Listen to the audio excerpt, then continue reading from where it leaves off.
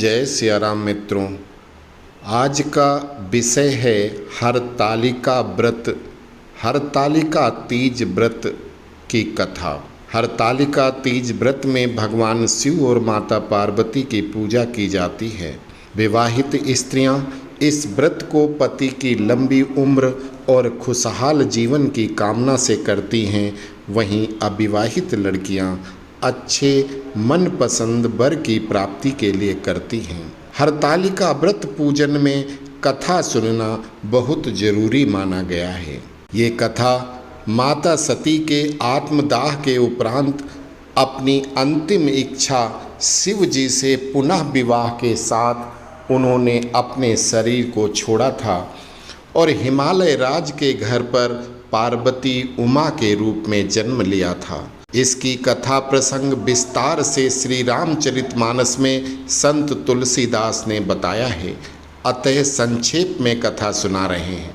माता को बालपन में ही नारद ऋषि द्वारा बताया गया कि उनके पति स्वयंभू अजर अमर शिव जी हैं, किंतु वो अखंड समाधि में हैं और उनकी समाधि को तोड़ने के लिए आपको तपस्या करनी होगी। तब माता पार्वती ने बहुत कठिन तप किया, घोर तपस्या किया, न कुछ खाया न पिया, हजारों वर्ष तक निराहार, फिर निर्जला और फिर सांस रोककर कठिन तपस्या करती रही। भगवान शिव का आसन डोलने लगा तो उन्होंने अपने पास सभी सप्त ऋषियों को बुलाया और माता की परीक्षा लेने के लिए भेजा। सप्त ऋषियों ने शिव आदेश से शिव की बुराई और भगवान विष्णु की अच्छाइयों का गुणगान किया और माता से बोले कि आप भगवान विष्णु से विवाह करें। माता ने कहा, कोई भी कन्या जीवन में पति का चुनाव सिर्फ एक बार करती है। मैंने तो शिव जी को पति मान लिया है और मेरा प्रण है, बरहु शंभुनत रहूं कुमारी।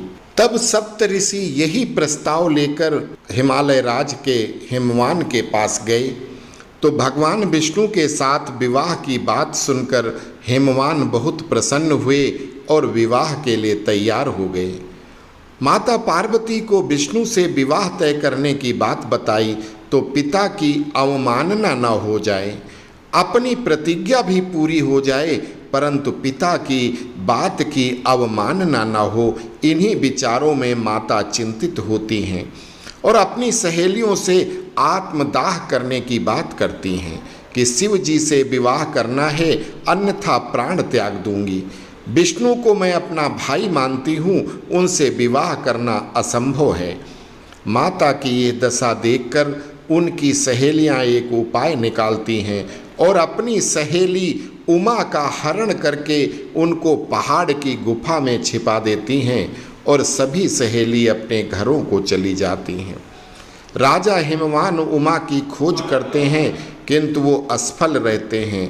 उधर उमा ने पुनः निर्जला उपवास और ओम नमः शिवाय मंत्र का जाप करते हुए तपस्या करती रहीं। संध्या के समय माता की सहेलियां वहीं पहुंच गईं और सबने मिलकर शिव आराधना के साथ रात्रि जागरण किया। भगवती पार्वती के इस आचरण से शिव जी प्रसन्न हो गए और माता के समक्ष प्रकट होकर वरदान मांगने को कहा। माता ने कहा कि हे देव, हे महादेव, मैं सच्चे मन से आपको पति रूप में वरण कर चुकी हूँ, अतः यदि आप मुझसे सच में प्रसन्न हैं तो मुझे अपनी अर्धांगिनी रूप में स्वीकार कीजिए। तब भोलेनाथ तथास्तु कहकर कैलाश लौट गए और फिर सप्त ऋषियों को बोला कि अब जाकर हिमवान को पार्वती का पता बताओ और पार्वती से बोलो कि वो तपस्या छोड़ दें, मैं उनसे विवाह करने को प्रस्तुत हूँ। सप्त ऋषि जब पुनः हिमवान के साथ माता के समक्ष प्रकट हुए, उनसे क्षमा याचना करते हुए शिव जी द्वारा परीक्षा लेने और मेरे माध्यम से परीक्षा लेने की बात की और पूरी कथा बताई कि वो शिव जी का संदेश देने आए हैं। माता उस दिन संदेश वाहक सप्त ऋषियों को वरदान देती हैं कि आप लोग आज के दिन स्त्री जाति को जो भी वरदान दोगे वो सभी फलीभूत होंगे। आज का दिन ऋषि पंचमी कहा जाएगा।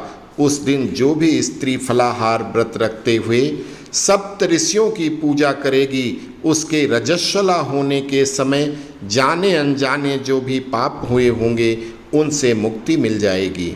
अर्थात अगर उसने रजस्वला होकर रसोई का कोई बर्तन छुआ है, खाने पीने की कोई वस्तु छूकर भगवान को भोग लगाया है या पूजा किया है, तो ऐसे पाप से भी स्त्री को ऋषि पंचमी के व्रत से काटा जा सकता है। अगर किसी स्त्री ने रजस्वला से निवृत्ति के बाद बिना सिर धोए स्नान किए पति के साथ सहवास किया है, तो भी ऋषि पंचमी व्रत से पाप की मुक्ति हो सकती है। अगर कोई स्त्री अनजाने में या जबरन किसी पुरुष द्वारा बलात्कार न चाहते हुए किसी पुरुष ने सहवास किया है, तो वो स्त्री भी अपने पति से सच बताकर पति के साथ ऋषि पंचमी का व्रत करेगी तो उसके पाप भस्म हो जाएंगे। उसके साथ जबरन काम करने वाले दुष्ट की संतान मर जाएगी या फिर उसके संतान नहीं होगी। यह माता पार्वती का वरदान है। अतः हरतालिका व्रत जो माता पार्वती और शिव की आराधना का व्रत है, जिसको करने से स्त्री मनचाहा वर प्राप्त करती है, उनके पति की दीर्घायु मिलती है। वहीं ऋषि पंचमी व्रत से स्त्री द्वारा जाने अनजाने हुए पापों से मुक्ति मिलती है और ऋषि आशीर्वाद से सुख शांति और संस्कारी संतान प्राप्ति होती है। हरतालिका व्रत में महिलाओं को पूरा निराहारी निर्जला व्रत रखना होता है। पूरे 24 घंटे का जो समय होता है तीज का, उस दिन कोई भी महिला जो व्रत रखती है वो एक बूंद पानी भी गले के नीचे नहीं उतार सकती। बहुत कठिन व्रत होता है, लेकिन महिलाएं इसको रखती हैं। इस व्रत में रात्रि जागरण करना पड़ता है। दिन में व्रत रखेंगे और रात्रि में जागरण करने का मतलब है भगवान शिव के कीर्तन भजन आदि करते रहना है, सोना नहीं। ऐसा एक कठिन व्रत हरतालिका तीज का व्रत होता है। तो उम्मीद करता हूँ कि आप लोगों को हरतालिका व्रत की कथा अच्छी लगी होगी। अस्तु। जय शिव शंकर।